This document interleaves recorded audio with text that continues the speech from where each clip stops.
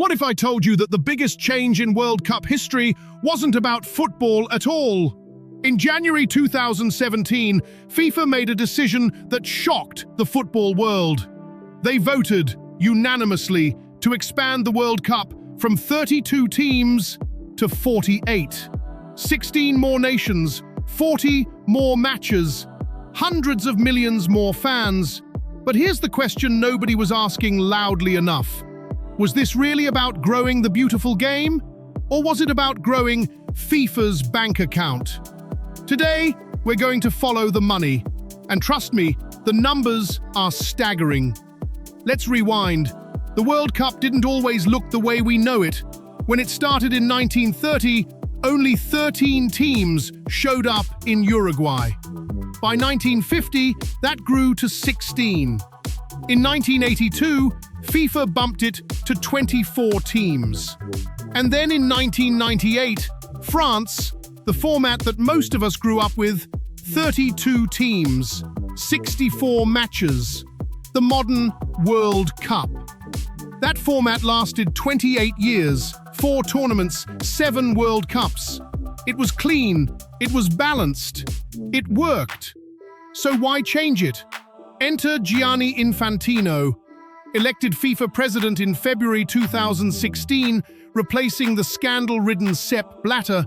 Infantino came in with promises of reform, transparency, and a bigger World Cup. This will be the biggest. On January 10th, 2017, the FIFA Council voted. The result? 37 votes for, 0 against. Unanimous. No discussion, no opposition.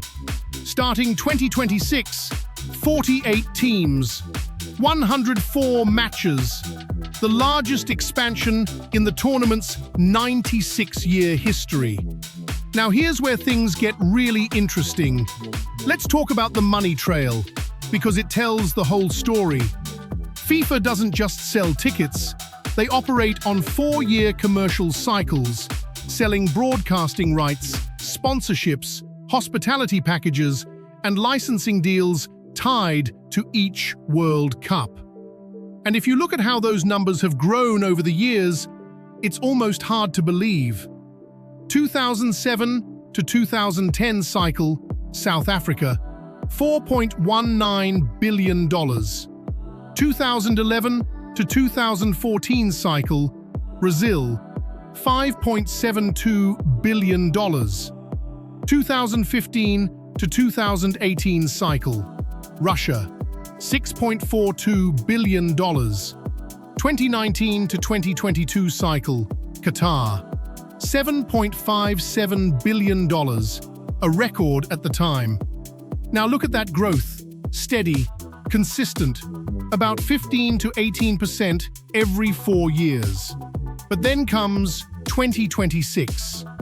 The 2023 to 2026 cycle across the USA, Canada, and Mexico is projected to bring in $11 to $13 billion. That's not 18% growth. That's a 72% jump in a single cycle. FIFA's original budget for the 2023 to 2026 cycle projected $11 billion. Then the number was revised upward to $13 billion. They revised it upward twice, 72%, in one cycle. Can you think of any other sports organization growing that fast? So where is all this money coming from? Let me break it down, because each piece of the puzzle matters. First, broadcasting rights. In the Qatar 2022 cycle, TV rights brought in $3.43 billion, 45% of all revenue. For 2026, that figure is projected to surpass $3.9 billion, a 30% jump. Why? More matches. 104 matches versus 64. More inventory for broadcasters. More ad slots. More eyeballs. The US market alone, the most lucrative sports broadcasting market on Earth, was always a massive, untapped opportunity for FIFA. Hosting it there? That's not a coincidence. Second, sponsorship. Companies like Adidas, Coca-Cola, Visa, Hyundai. Qatar 2022 brought in $1.79 billion from marketing deals. For 2026, that figure is expected to exceed $2.8 billion. More teams, more countries, more fans watching, more reason for brands to pay. Third, ticket sales and hospitality. This is the biggest leap of all. Qatar 2022 generated roughly $950 million from matchday revenue. For 2026, up to $3 billion. That's a 216% increase. Why? 3 host nations, 16 host cities, the US, Canada, and Mexico, each generating their own ticket sales, tourism dollars, and corporate hospitality. MetLife Stadium in New Jersey alone, hosting the final, seats over 82,000 people. Now, to be fair, FIFA didn't just say, "We want more money."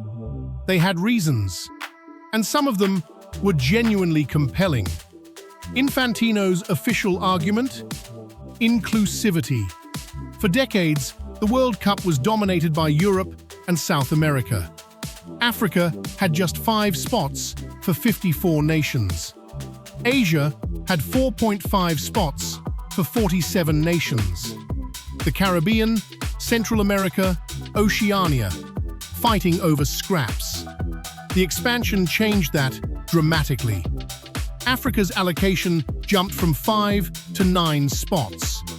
Asia went from 4.5 to 8 spots. CONCACAF, North and Central America and the Caribbean, more than doubled. For countries like Morocco, Senegal, Saudi Arabia, Japan, this isn't just about playing. It's about national pride. It's about billions of people who finally have a realistic shot at seeing their flag at football's biggest stage. There's also the argument about football development. More World Cup appearances means more investment in academies, more sponsorship deals for national federations, more young players who grow up dreaming of the World Cup because it actually feels possible. These are real benefits, and they matter. But then again, those benefits also happen to perfectly align with making FIFA more money in more markets. Funny how that works. Not everyone was cheering. Critics warned that expansion would dilute quality, creating fewer nail-biting, must-win games. The European Club Association argued it was a political decision, not a sporting one, further draining players already exhausted by fixture congestion. Ultimately, FIFA settled on 12 groups of 4, producing a staggering 104 matches total for the 2026 tournament. Whatever you think of the decision, 2026 is happening across 3 nations and 16 host cities. A joint study projects the tournament will generate a massive $80 billion global economic impact. For FIFA itself, their revenue estimate has been revised upward to $13 billion for the full cycle.